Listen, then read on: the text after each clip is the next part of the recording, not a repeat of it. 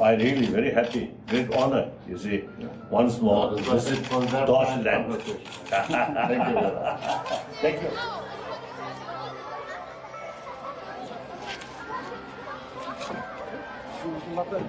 Oh.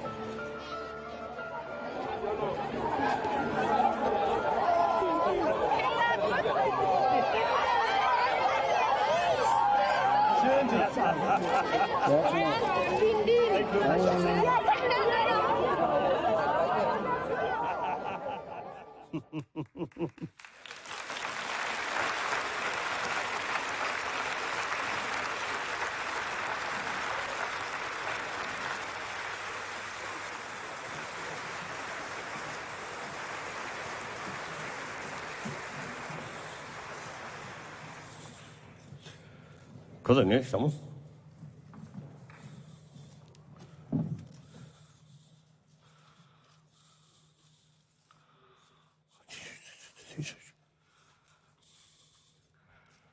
I cannot see your face because of light.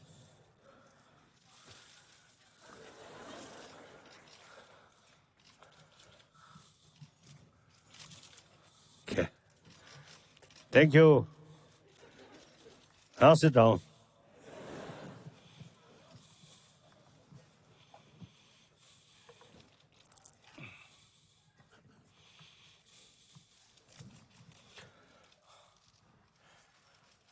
Dear brothers and sisters, once more I have opportunity meeting with public in Hanover. So indeed, I'm very happy, and I would like to express my appreciation, the organizer. Thank you very much. How many times I visited Germany? I think quite a number. So since my first visit to Europe, that was 1973. Of course, at that time, and after a few more years, Mr. Hara, Henry Hara,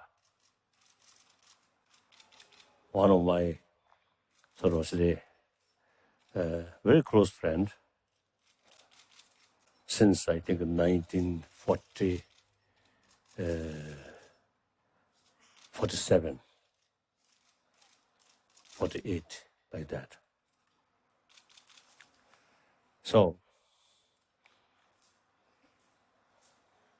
through his contact,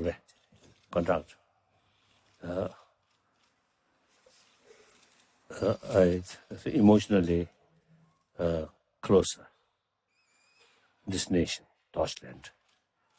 And then I often is telling people, since my childhood, even to insects, some sort of fighting, my heart always go the weaker side. So during war, Second World War, and even First World War, so when I met the Germany, Deutschland, in the center of the Europe, then, except Italy, most of the Europeans are your neighbor, and then of course, East Soviet Union, huge country, and then beyond Atlantic Ocean, America, huge sort of big nation. So all it is a sort of attack Germany. So my sympathy, I don't know about Nazi sort of cruelty, these things I don't know, but on the map I felt, oh, German, yeah. The rest, almost the rest of the sort of whole sort of world, bully. So my sympathy always go to Germany.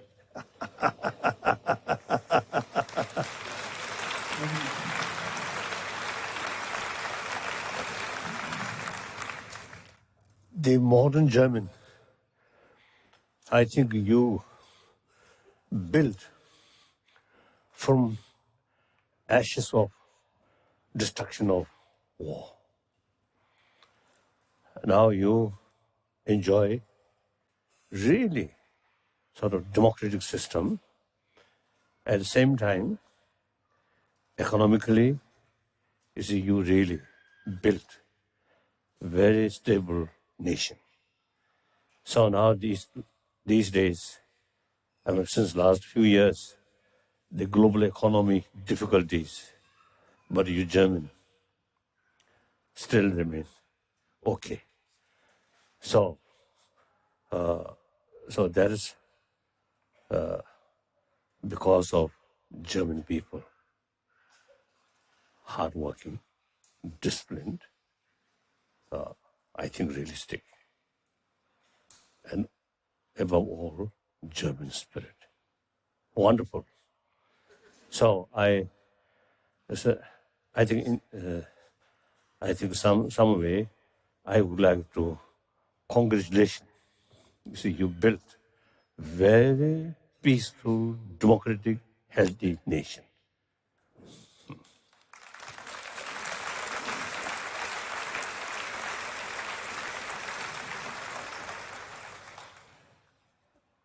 Now, wherever I go and give talk, I always talk two things. One, we need clear sort of awareness about the potential of a human being. That means very smart brain and warm-heartedness. I think smart brain create science and technology. And of course, 1,000 years, different religious traditions, because mainly human brain. Then human heart. We are social animal. Any social animal, emotionally, there is some factor which bring together, and sense of belonging, sense of community. Even animals, even insects, no religion, no constitution or no law, but because of nature, you see, they also instinctively have some kind of feeling of oneness, their community. So these are, I feel, something I think gifted. If those people who believe God, yes, that's I think God really give us these potential. And some my Christian friends, they say, since we all created by God, so each of us have some kind of certain sort of the potential, right? certain goodness of there. Because our Creator, like our Father, full of compassion, infinite compassion, like that. And then, of course, you see, now scientifically, you see, the researchers, you see, found the more compassionate heart here, the physical become healthier. And then obviously, our family also become happier. So therefore, you see, we must, you see, pay equal attention to the marvelous brain and marvelous warm-heartedness. That's very important. So now today, a modern society, it seems to me too much sort of excited about material value. We neglect about our warm-heartedness, our inner value. Sometimes the people, those people who have not much interest about religion, then these people felt the warm-heartedness or compassion, these are part of religious practice. So they just neglect about these things. That's totally wrong. Whether you accept religion, whether you have belief or non-belief, non-belief, believer or not believer, the warm-heartedness is the key factor for happy humanity. Like that. So therefore, whenever I give talk, I always make clear the importance of warm-heartedness and brilliant sort of brain, smart brain, go together. Then our life becomes meaningful, happy, peaceful, healthy. Only intelligence. Then sometimes more sort of ambition. The more ambition, more anxiety, more sort of suspicion, like that. So sometimes brilliant brain also become source of worry. So warm-heartedness, the more warm-heartedness, more inner peace, more self-confidence. That brings peace of mind. That brings healthy body. That brings happy life, like that. So that one my sort of commitment. Wherever I give talk, I always make clear. Warm-heartedness, compassion is very, very important. No point to neglect about that.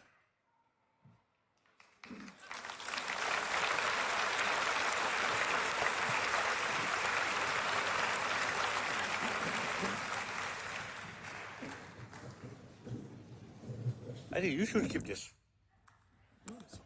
Better. You need writing. No.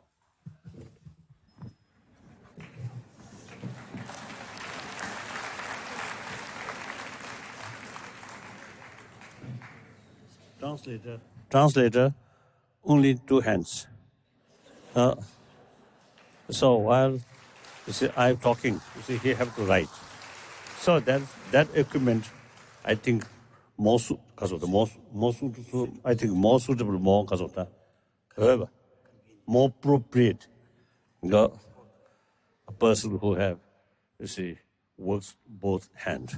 I'm one of the 7 billion human beings.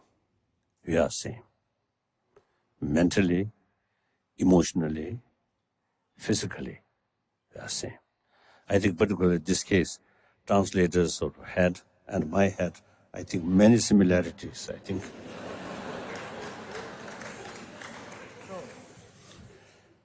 So therefore, when I talk, consider you same human being. I also same human being. There's no barrier. If I stress, I'm Tibetan, I'm Buddhist, then furthermore, I consider I'm His Holiness Dalai Lama. I'm something special. Then that mental attitude actually creates barrier. The result of that barrier, I myself feel some distance from the audience. As a result, sometimes suspicion. And also, you see, creates the possibility of, because of pretension. And pretension sometimes creates, because of hypocrisy. So result, the barrier between audience and speaker become thicker. We social animal, we need friendship. Friendship comes from trust. Trust comes from openness, truthful, honest, transparent. So therefore, whenever I talk, the few thousand people, or sometimes 100,000, I always consider we are same. You have some difficulties, and mainly emotion level, anger, hatred, fear. I also have. Because of same experience, some of my experience, when you see these troublemaker within my own emotion, you see, I use certain sort of a method to tackle these emotions. So you also have the same sort of the same condition. So some of my experience may help a little bit. Strength through compassion and tolerance. This is the point. More compassionate heart, genuine sense of concern of others' well-being. They automatically respect others right. So that brings self-confidence, as I mentioned earlier. Transparent, honest, truthful.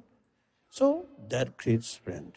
That sort of really brings inner strength and self-confidence. So more self-confidence and also wisdom.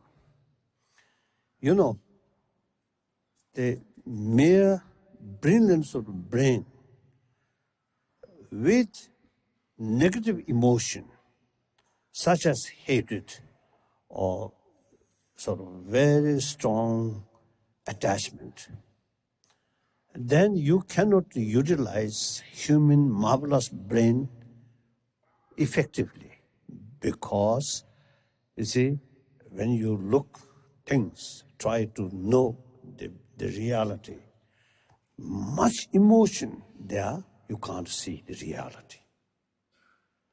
That one, my friend, one American, I think, it's a scientist about human brain, human mind sort of what's the problem.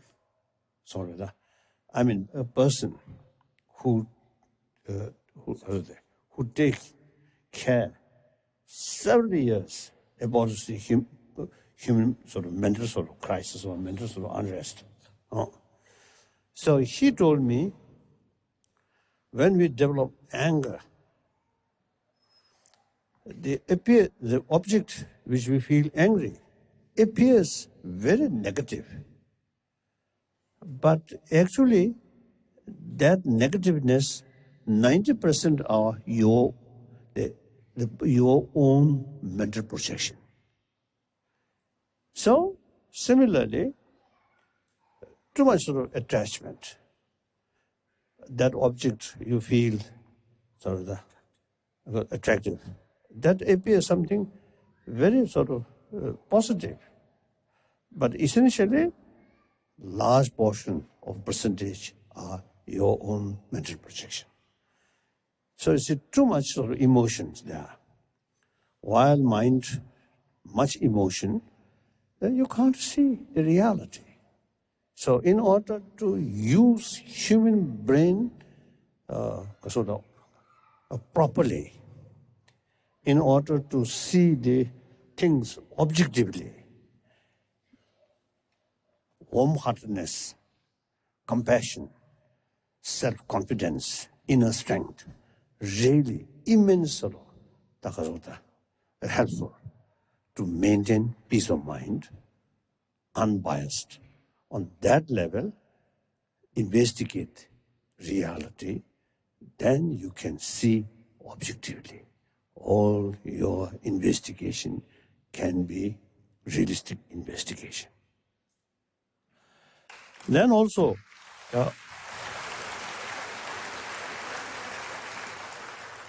you see tolerance and forgiveness. You see, these also very much related with warm-heartedness. Sometimes you see, people consider tolerance and forgiveness, you see, the signs of weakness, aggressive, offensive, is the sign of strength. Actually not. Sort of violence, and also the offensive, aggressive. You see, these usually you see carrying with anger. Anger, deep inside, fear. Person who have full confidence and confidence, I can deal this problem. Then very rare anger comes. The person deep inside weak, then anger comes. Anger then creates violence. So forgiveness, tolerance is actually signs of inner strength, more self-confidence. And furthermore, a person who truly carry truthful with moral principle, then you see there's full of courage to face the problem, to face the person who created this problem. Person who have no because of the principle, no sort of strength, strength of truth, power of truth. Then often, you see, anger comes. Then ready use violence. So therefore, the root of tolerance, of tolerance and the forgiveness, very much related with warm-heartedness. Clear? So, in society, in humanity, I think you see, 7 billion human beings, 7 billion different minds. Of course, little sort of the way of thinking or mind differences. I think according the scientists, the 7 billion human beings, you see different sort of the brain. So accordingly, you see, one time our scientific sort of conference, one scientist mentioned, then at that time 6 billion human beings. So he mentioned 6 billion human beings have 6 billion different visions about the world. Like that. So the difference is always there. Then those people who really respect others, then okay, listen, they have different views. And then if there are some sort of difficulties, talk with respect. Then mutually agreeable solution often is defined. That's the proper way. That's a human way of approach about the problem. When problem there, use gun. Relying use force is not human way of approach. Sometimes I so jokingly is telling, judging our physical structure. Firstly, our teeth, not like tiger's teeth. Look, nail. Even cat, much stronger sort of nail. So all these, you see, the basic sort of physical structure, I think basically vegetarian and more peaceful, not aggressive. And also, sometimes I used to telling our fingers, like 5 fingers, this not suitable for hit. So when try to hit, you have to deliberately go like that. So our hand really meant for giving hug, not that way.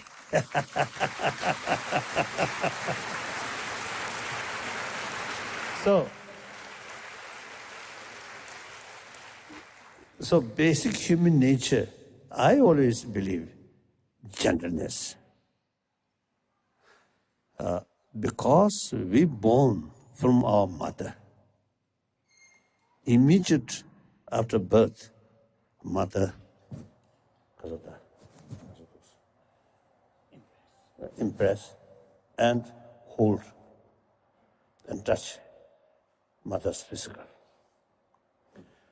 So scientists, they say after birth, next few weeks, mother's physical touch is crucial factor for proper enlargement of child's brain.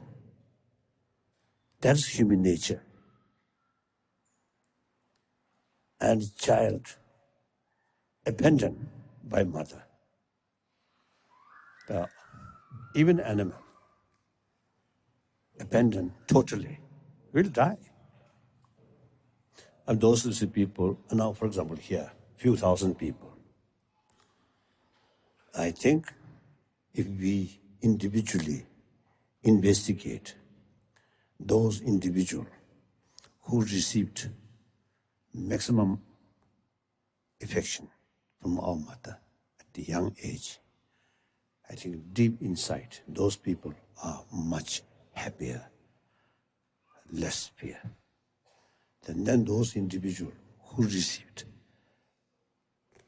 less sort of affection, or sometimes become like unwanted child, or abused by parent.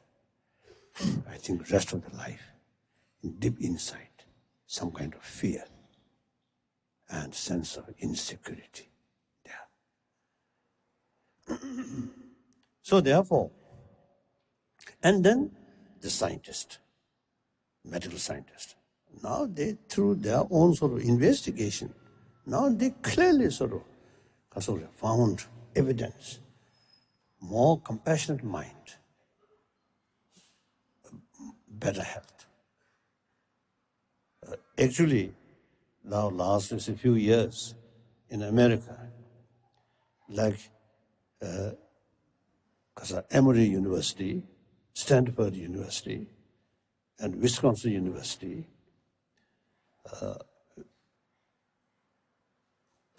some professors in these universities, they actually carry, and then some others also, carry actual sort of experiment.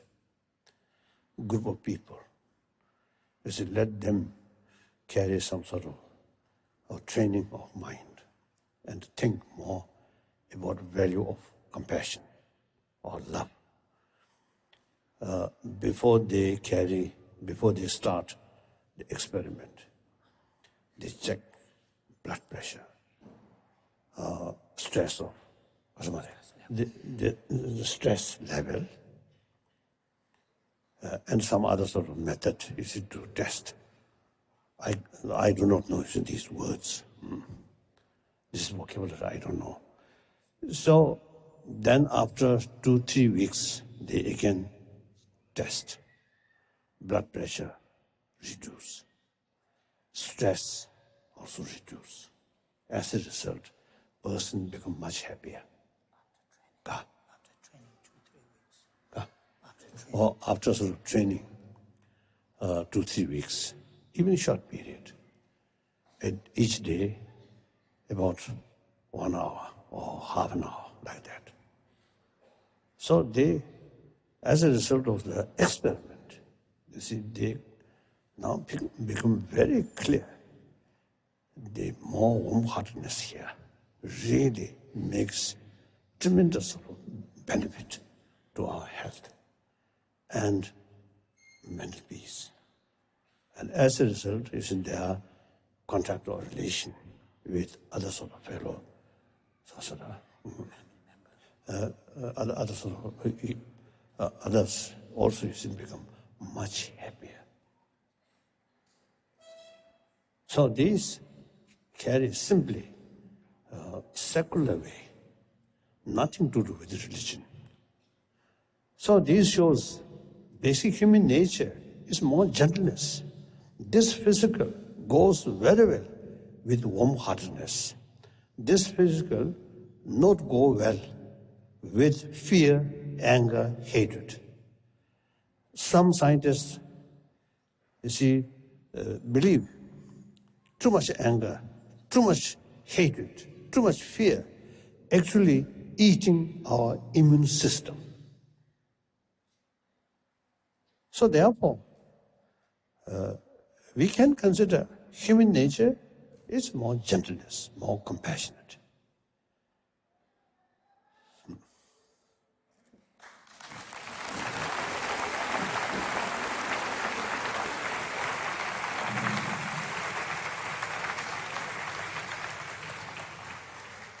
Now here I want to explain compassion or love. There are two levels.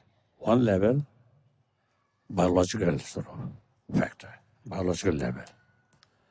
As I mentioned earlier, is it the mother's love or affection to children?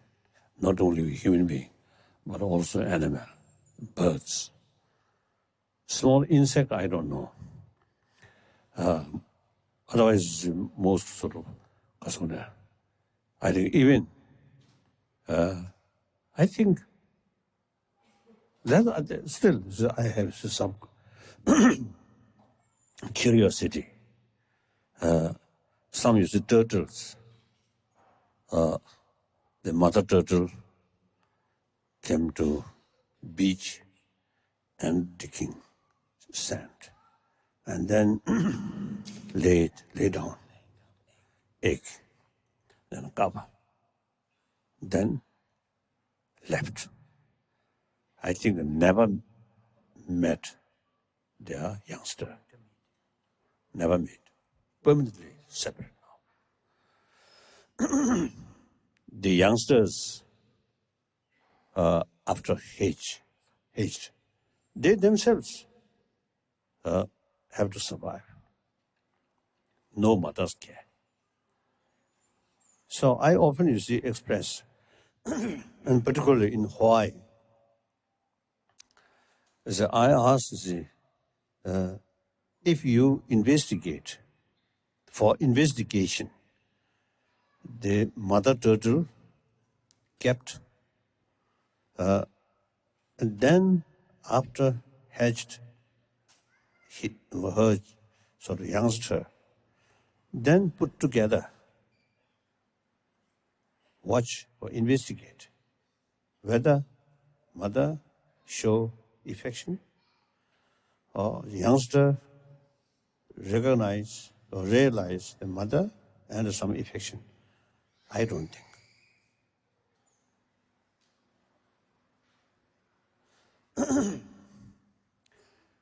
The alligator.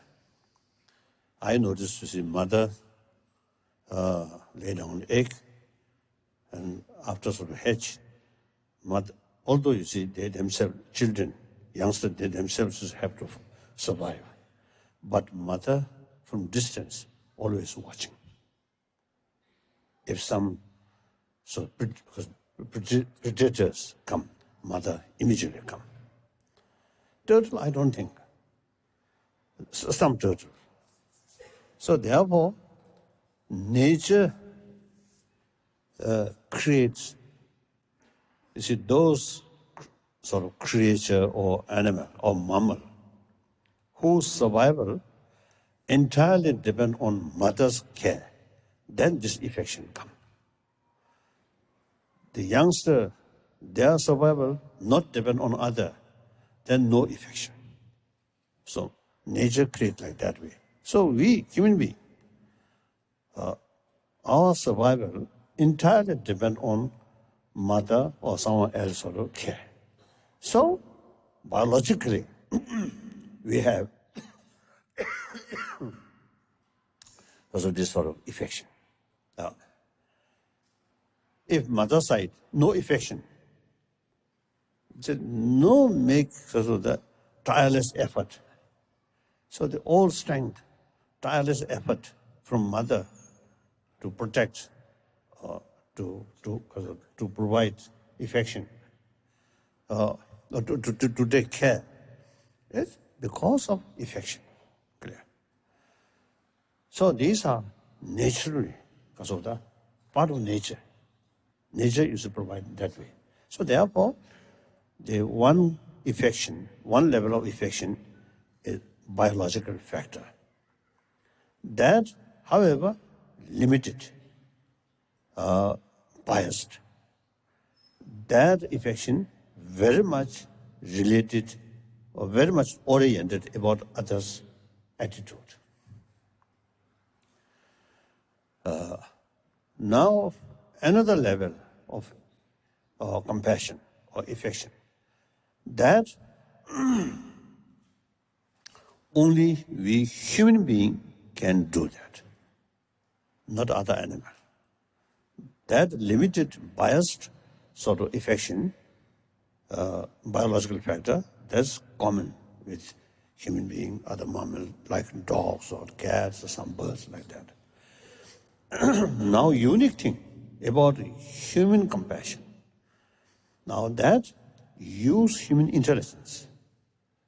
Compassion or compassionate thought is immense benefit to oneself and also benefit to others.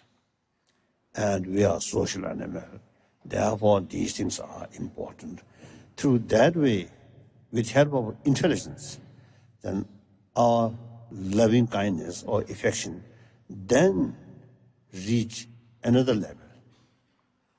That is actually unbiased, not oriented about others' attitude. So now, when I am talking the compassion, I mean strength through compassion and tolerance. Now, this compassion is the second level of compassion, through reasoning, through awareness. And that compassion not oriented others' attitude, but in communication, but the human being themselves. So that level of compassion not depend on others' attitude. So long they are human beings, so long they want a happy life, do not want suffering. So, sense of concern, because of the extent.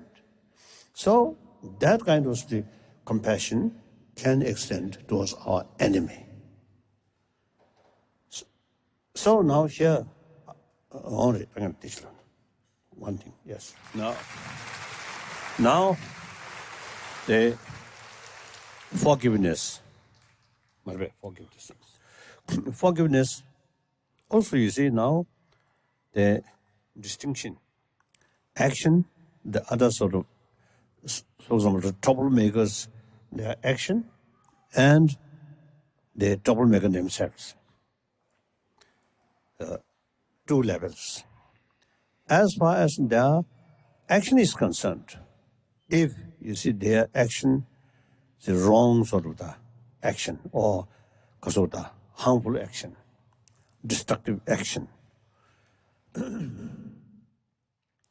As far as action is concerned, we must take, if necessary, counter-appropriate action in order to stop their wrongdoing.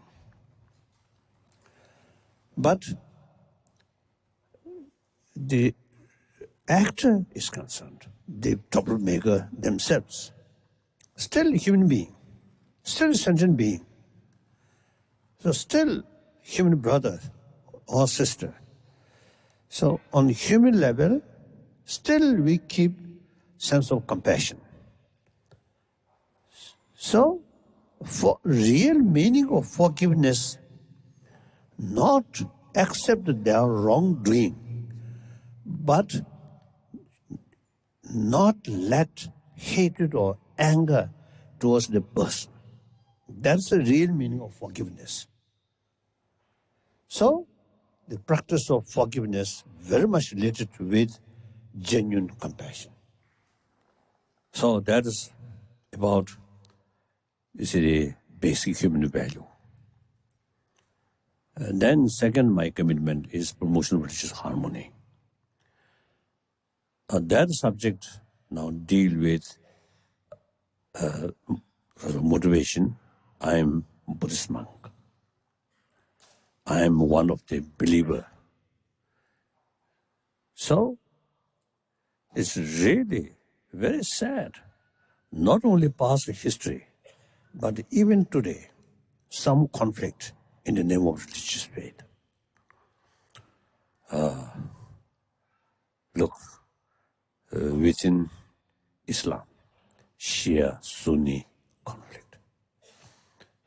And within Christian, sometimes Catholic, Protestant, some conflict. And then Asia, the conflict, Hindu and Buddhism in Sri Lanka, and recently in Burma, Buddhist and Islam, Muslim, some conflict. Although most cases not real conflict between religions, but economy reasons, and I think political reasons. However, sometimes you see people who simply believe just one religion. That's only religion. Other, there's something wrong. So, due to ignorance, due to lack of holistic or realistic view. So therefore, they what to call fundamentalist. These things has happened. So now this really unthinkable. Suppose all these different religious traditions promote human deeper value, that's compassion, and tolerance, forgiveness, self-discipline. So, the very method who teach these things and causing conflict is really unthinkable. Then, if we look, different religious traditions can live together? Yes, certainly.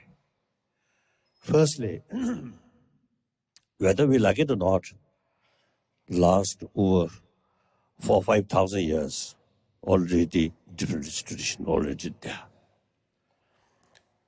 Today also, I think Christian over 1 billion, Muslim also around 1 billion. Then Hindus, perhaps, I think 600 millions, like that. Then Buddhists, maybe, I don't know, maybe 200 to 300 millions. Nowadays, in China, the Buddhist population now over 400 millions. So in any way, this is a reality. Whether we like it or not, there are different religious traditions. And then look honestly, objectively, unbiasedly. You can see theistic religion, non-theistic religion, philosophical field, big differences.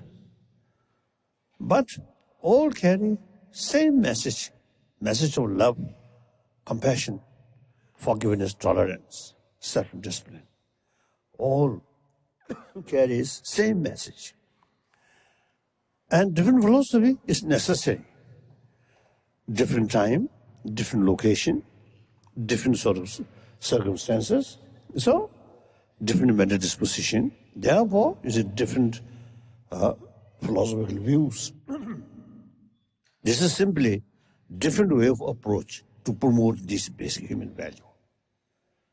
So therefore, if you look realistically, objectively, holistically, then all religions, same potential,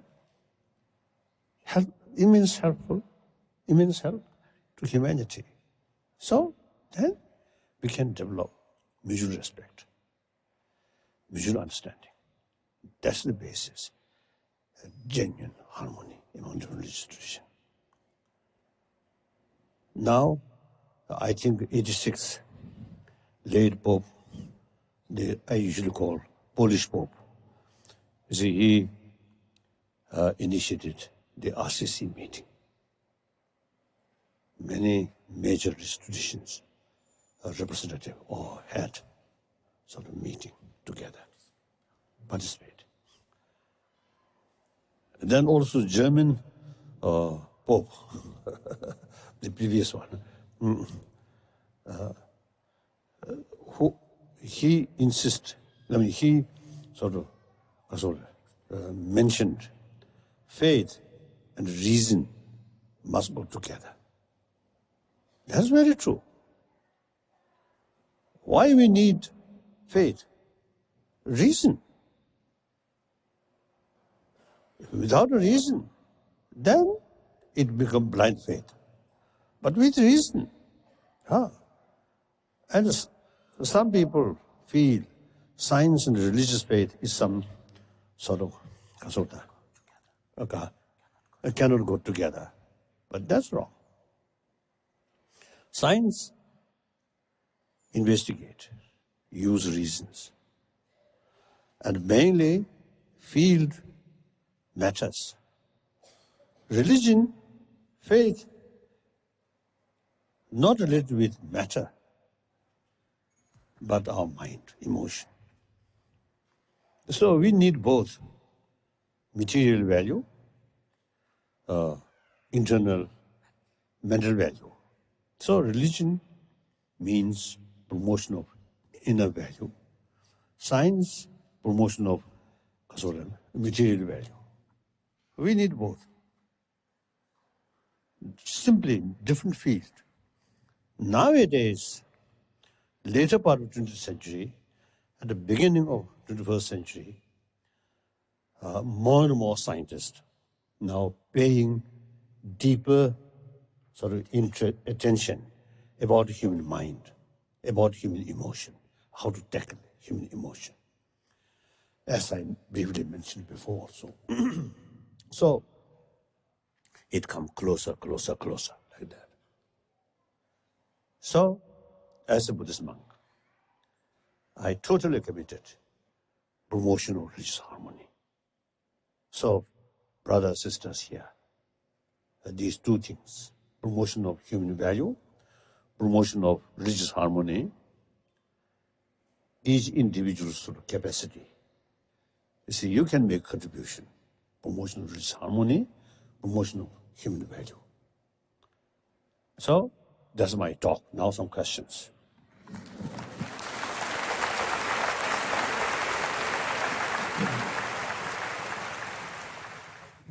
What is it that the school must learn so that the children can develop in optimal fashion, optimal way, and so that they are prepared for their life?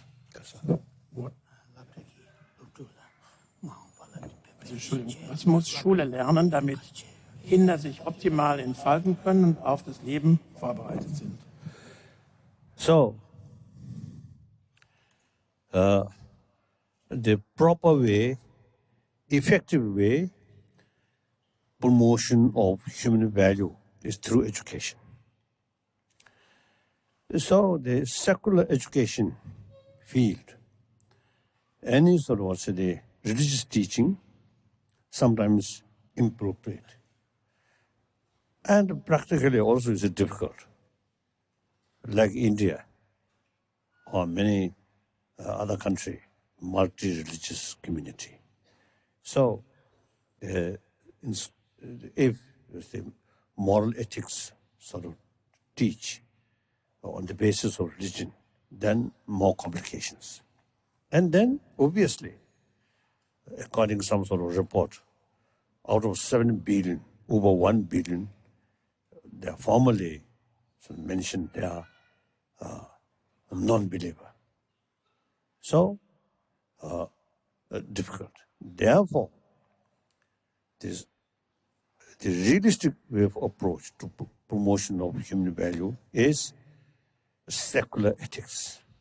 I would like to make clear, many years ago, one time here, then West Germany, on my talk, one German minister, also come to the talk. So the minister, told me, ethics must be based on religious faith. And some other people also have that kind of view. Then I think ethics become very narrow, difficult. So then, and then also in the West, some people feel the secular means something rejecting or disrespect religion. But in India's constitution based on secularism.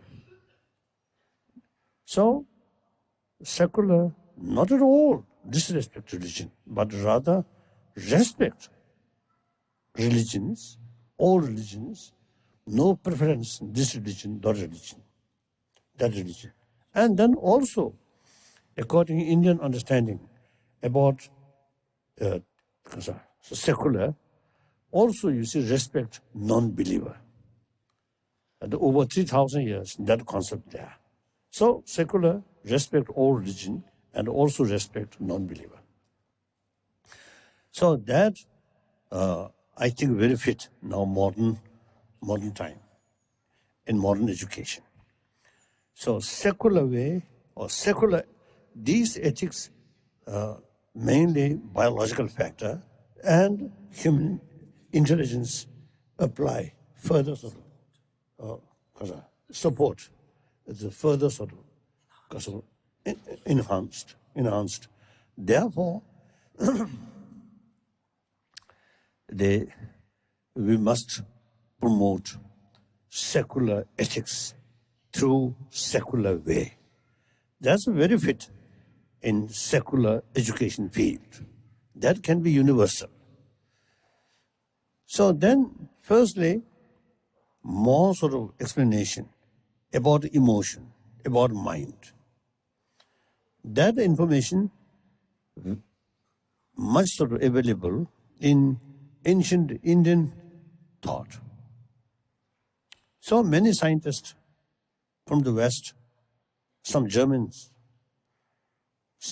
some Swiss, and mainly from America, really found immense benefit, explanation about variety of emotion and mind and the way tackle these emotions.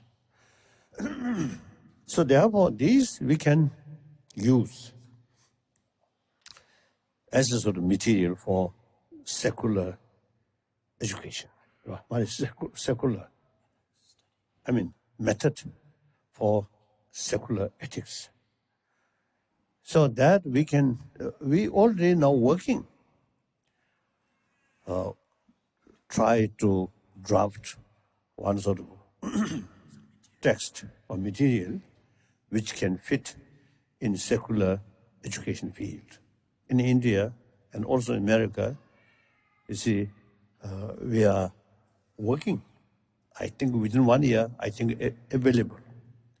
So I think people here in Deutschland, I think further investigate and discuss. And then eventually, I think Hamburg institution there, Hamburg, what? our institution. I think we can further sort of investigate. You see, our discussions. No? So it's a further discussions. Then try to find one text which can fit in education, as a secular education field. So the promotion of human value, not through preaching, but through education, secular education way. So we can make sort of text from kindergarten up to university level.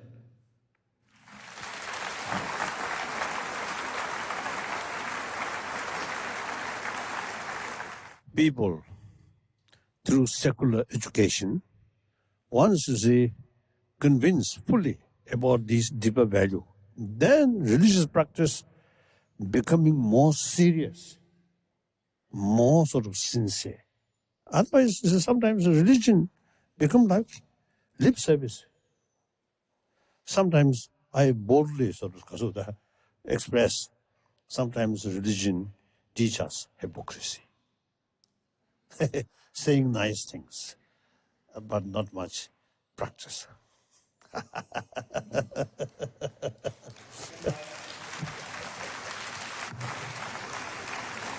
What are the essential similarities between Buddhism and other world religions? And what are the principal differences? Already I mentioned, in practice, almost the same practice of self-discipline. And Christianity and Hindu and Buddhist also is a practice of celibacy. Many similarities, and particularly the monasticism, there are many similarities. The simplicity. Once in South France, I visited one Christian monk monastery in mountain. Really, their life, simplicity. The whole time they devoted to their practice, their prayer. Wonderful. So in Italy also, I think in Germany also, I think few occasions I visited. And so there were many, many similarities.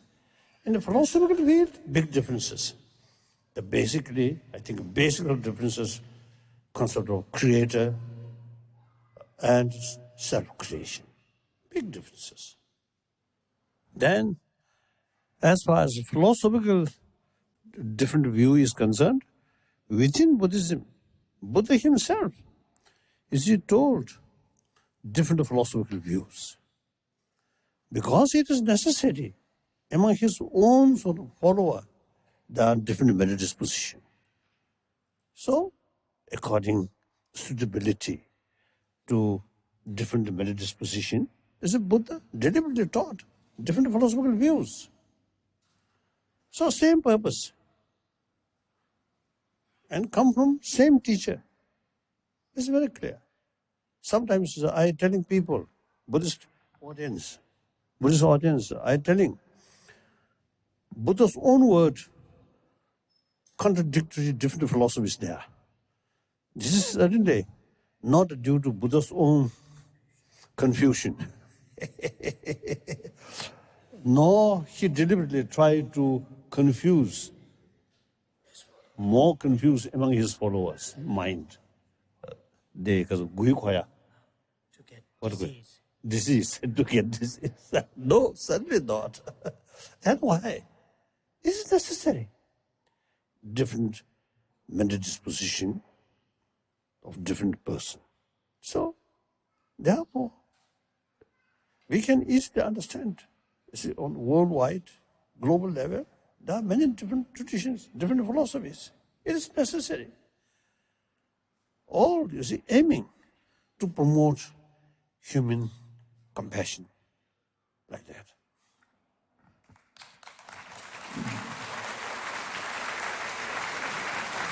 How can we overcome deep sadness and suffering?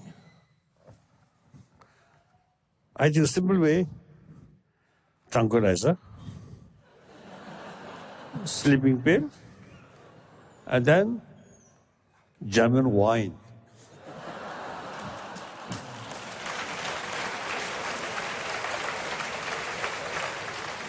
So, you see, these things, like I think a physical illness, the physical condition, immune system strong. Then some virus come, not much disturb. Even some disturbs happen, remain short period. Then, similarly, the mental level,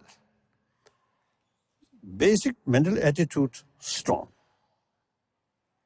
or peaceful, healthy. Then some tragics, external tragics, yes, bring some sort of anger, sadness, fear, but may not remain long. So it depends on basic, your mental sort of health. That's very, very important. So how to build that? Not like you take pill, but through months, years training. In order to carry training, you got fuller knowledge about mind and about the system of the mind, emotion. Then this is a training on the basis of awareness, more fuller awareness about the whole world of the mind. Whole maps of it, whole. Okay. So it is not a symbol. It's not like automatic machines. We need a lot of effort. My own case,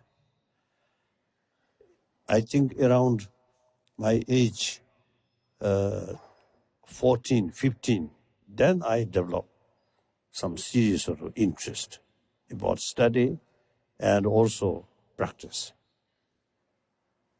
Now over 60 years, you see, gradual, some progress. But still, my mental state, compare some other people, then okay, my mental state quite okay. But compare someone, my mental state still have to work, have to improve. It's a lot of work. Like that. Every day, I wake up 3 morning. And then analyze, meditation, analytical meditation, including some prayer, so some visualization. So it take every day about 5 hours. So quite sort of, because of that, quite a lot of work or effort. Still progress very slow.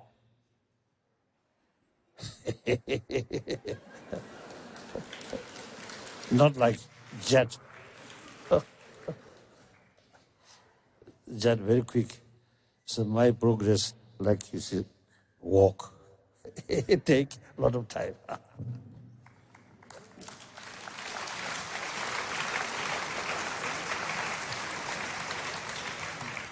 How do you see Tibet's future, and which possibilities do we have to help Tibet?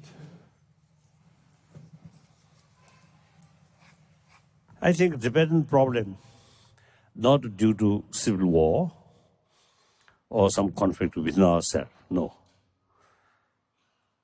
Usually I describe a new guest without proper invitation, and that is a guest come with gun. That's the problem. So it much depend on the development in China proper.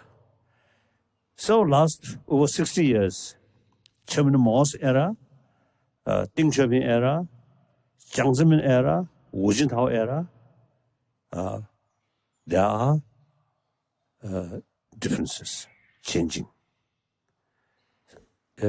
That shows same Communist Party, same system, they have ability to act according new reality. Now, Xi Jinping, see new reality.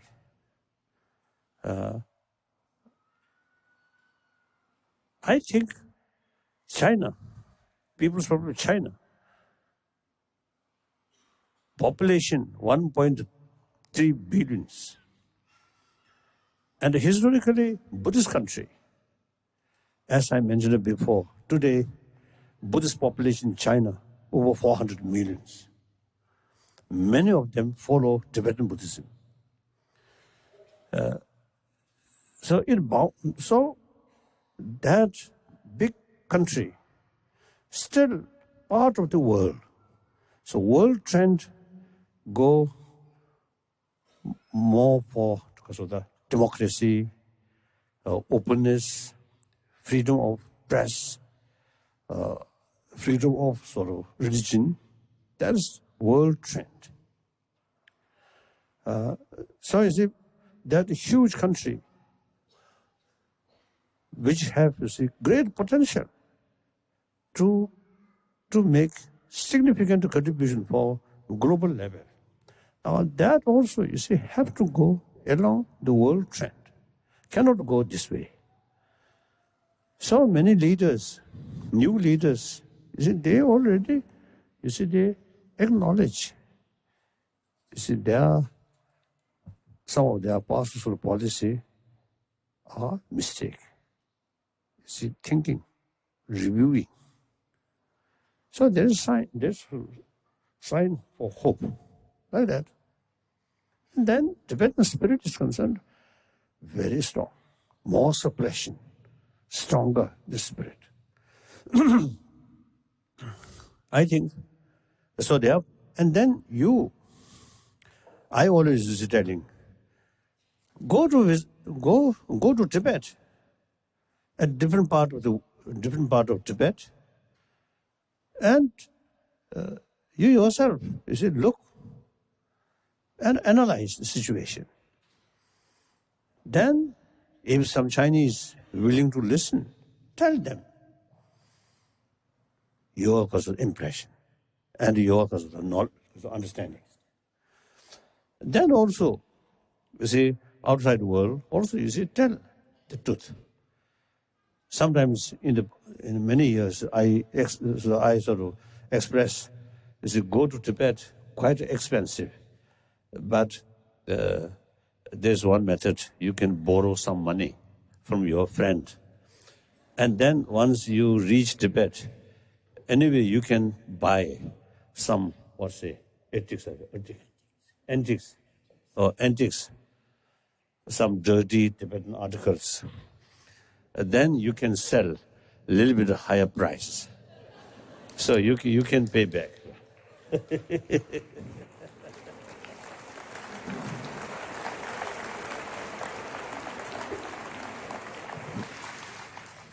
Now, last question.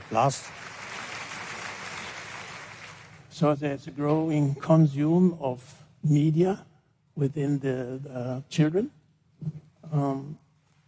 And to your opinion, how can we cope with this challenge?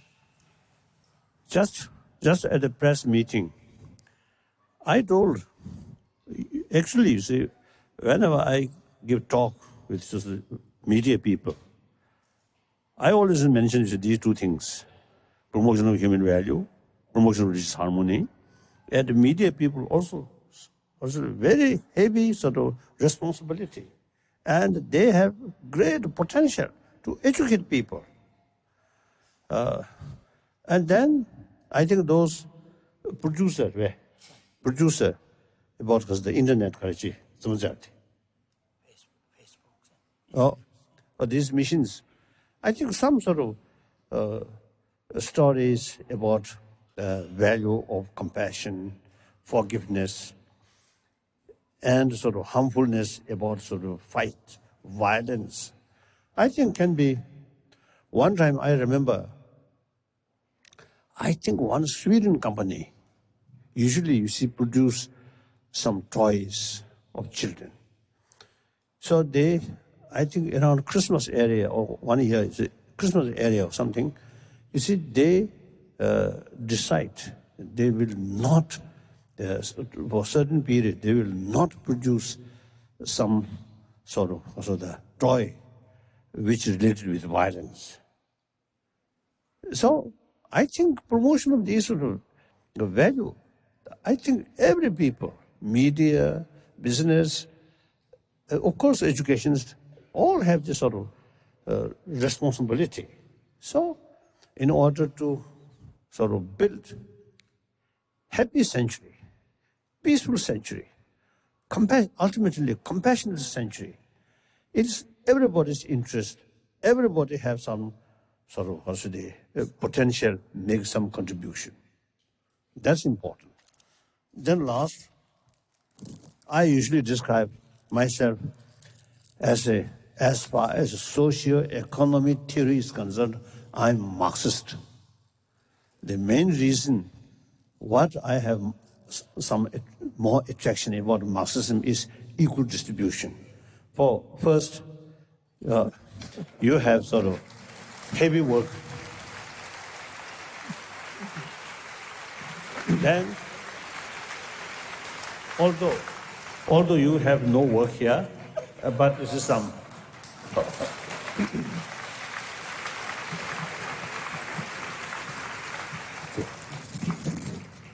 Remaining two for myself.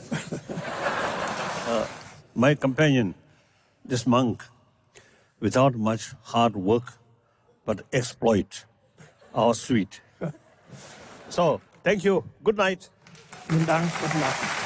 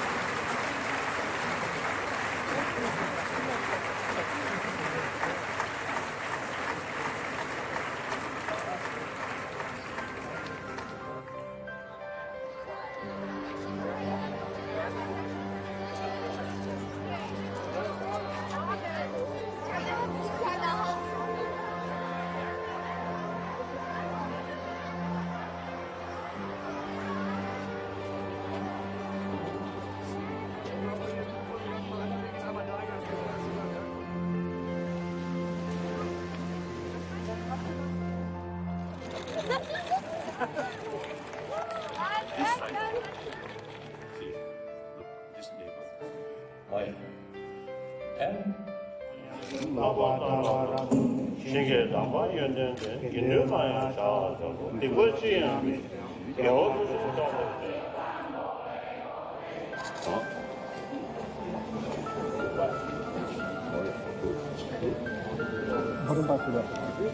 gut.